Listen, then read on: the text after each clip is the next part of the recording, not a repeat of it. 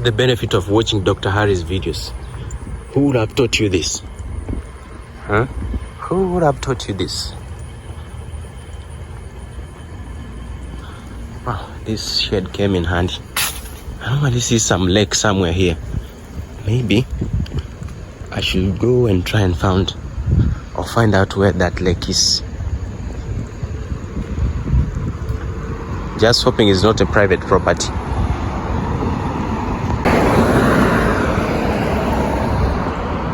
There's also another time a certain Kenyan lady was traveling from United States going to Kenya, and she had a flight of 11 hours from New York to what is it called, Jomo Kenyatta International Airport, from JFK to JKIA.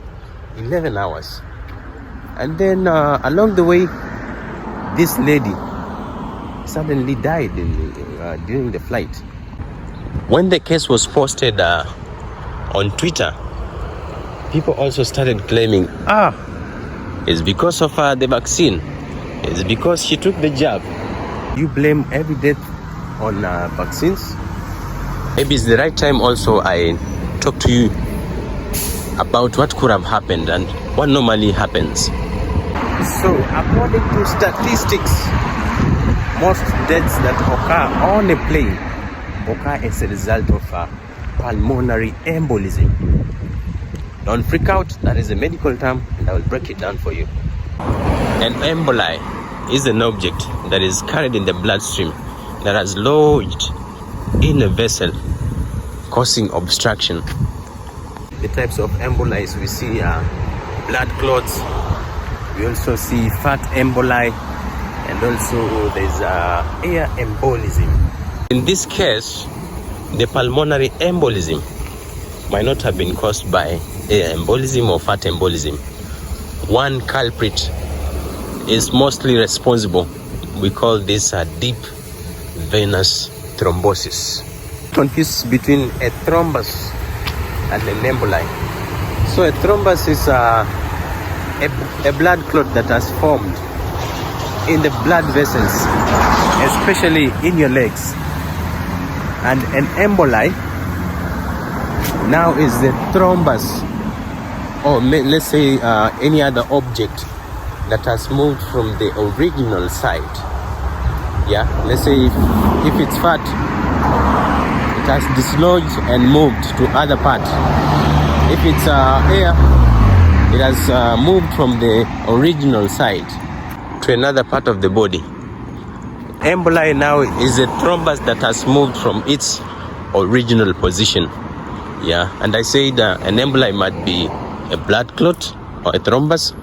It might be fat, it might be air, or any other object inside your bloodstream that has moved from the original site or position that it was before. So your leg muscles, otherwise called the calf muscles, they normally help to return blood to the heart. They normally help in returning blood to the heart. So when they contract and relax as you walk, in that process they help squeeze blood back to the heart. So in your veins, you have something we call valves. So once the blood is squeezed up, there are valves that are closed in order for the blood not to return back to the legs. So as you move around, your calf muscles squeeze blood from the legs going back to the heart. So they help in returning blood back to the heart. So you are in a plane seated for long hours, 11 hours, imagine. A flight of 11 hours. Your calf muscles are not moving. What will happen? Blood return to the heart will be somehow affected. We cross this road. There's a truck coming.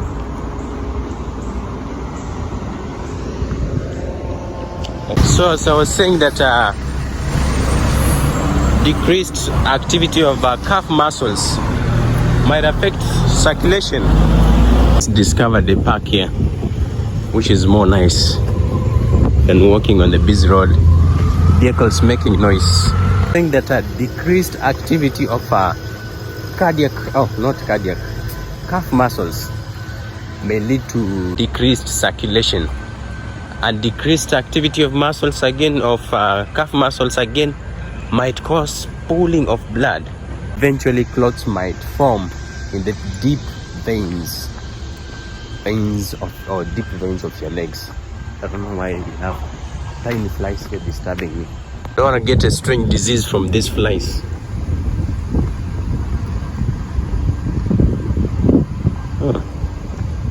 It looks so serene, quiet, no activities. There's a lake somewhere here. Let me try and find it. There's a certain caterpillar here.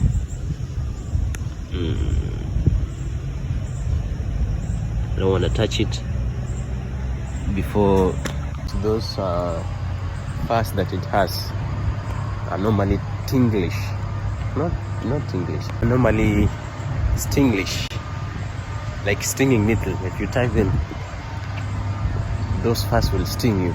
The park is called Harrington Park. Even a stream here. Why did I not see it?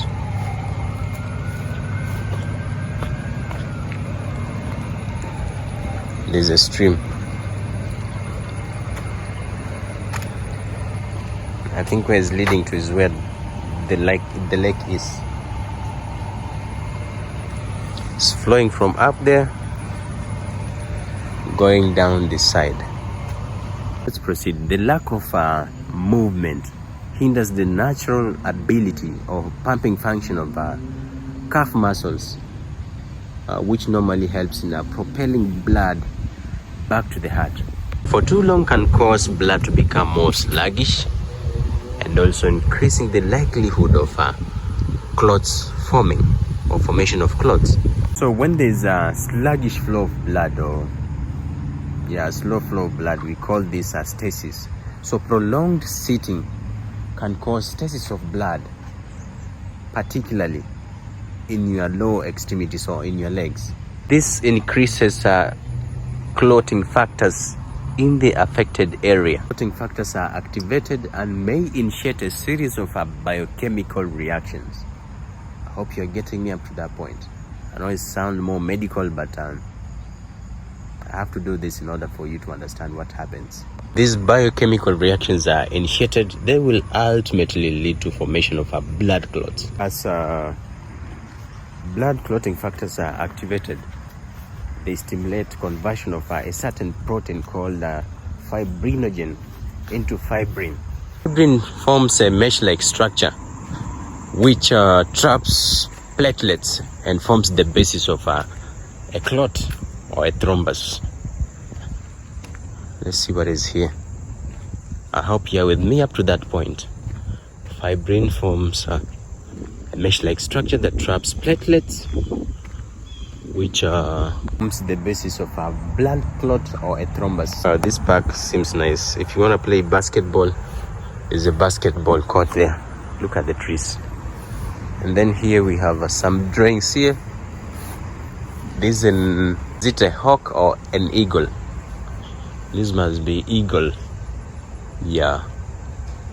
Look at the sharp talons. The artist did an impressive job. Yeah, I love these wandering crops. Is it crops or plants? See how they have wandered on the wall. It's very nice. Park closed from dusk to dawn. Alright, at night the park is closed. What else can we see here? Is this a honey badger? Then there are some birds here with their nest. I think this is a honey badger, if I'm not wrong. Or is it a coyote? Coyote. Then we have a deer with her young one here. Maybe these things are here. Let's walk a little bit and see. So when this blood clot forms, it adheres to the blood vessel walls. Yeah. So it might keep on building and building up to a point where it obstructs blood and the thrombus become big. If it dislodges, it goes all the way to the lungs and causes a pulmonary embolism.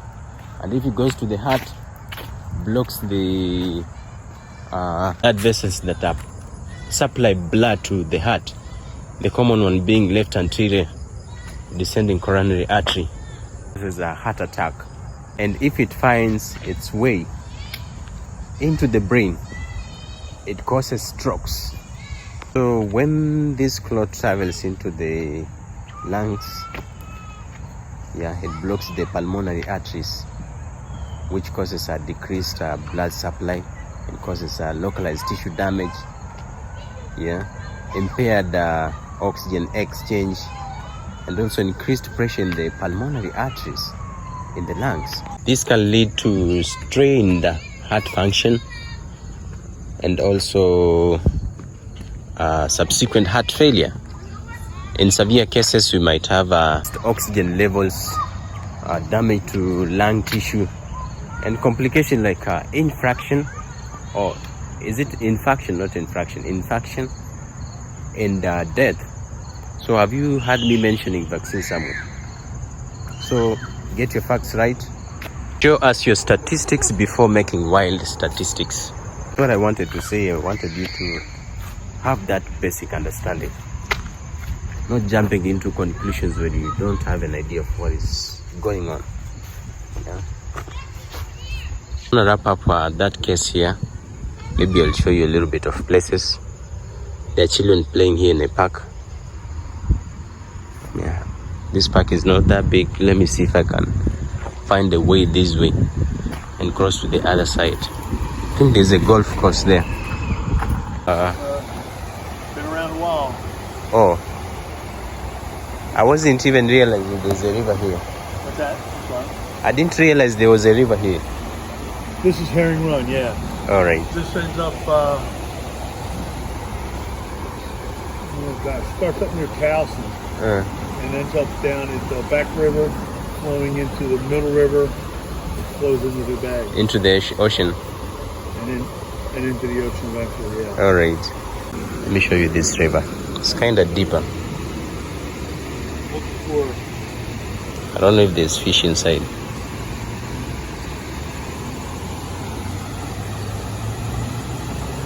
Is that a flamingo or something?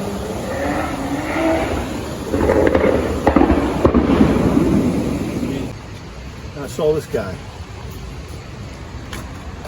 Oh, turtle. Yeah. Right now? The shell was about that big. He was heading downstream, so I'm thinking it was a female that just laid her eggs upstream. Oh. That was a big turtle. I've never So, seen a turtle that big. Do we have fish inside here? Yeah, they're fishing here. All right. Is it allowed to fish?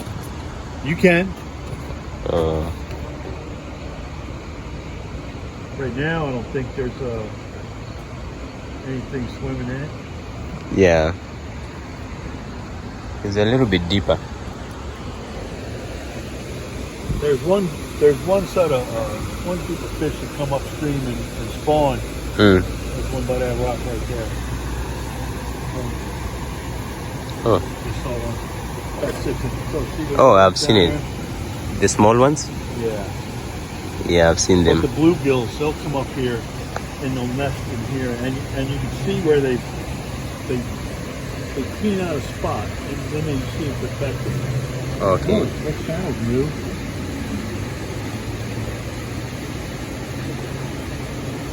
Every time we get heavy rains, I'll stop here and look. Yeah. That rock. And it shows me how much it's changed.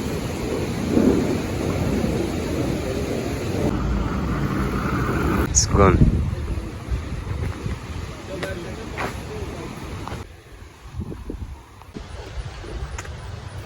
It looks beautiful. Oh yeah. Yeah. You come here in January.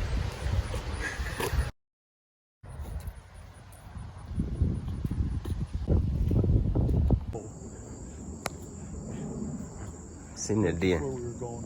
Under there. How you doing? Hello, Mr. Deer. Look the way it raises its ears. So curious, who are these people?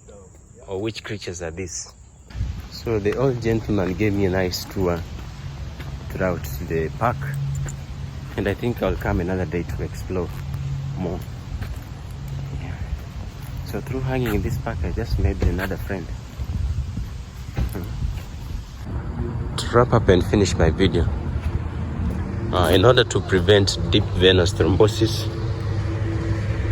or pulmonary embolism while traveling for longer distances, ensure that you are well hydrated. At least once in a while, move around, go to the toilet to relieve yourself,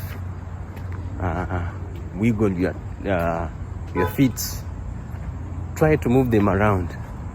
Yeah, it will help in preventing, or it will help in pumping blood back to the heart. Yeah, and as a result, you'll be preventing formation of clots or a thrombus. So try as much as possible to make yourself mobile, move your feet. Yeah, that is it, and I want to wrap it here. Let me meet you in the next one. Bye. Out of my curiosity, I decided to come and see what is out here. I'll follow this road and see what I will get to see this side.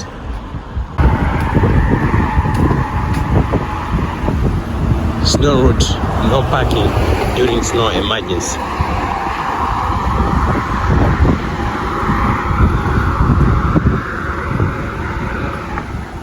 I think it's just this river, and I should be rolling back. Shall come to explore more sometime or some other time. I'm tired, let me go back home.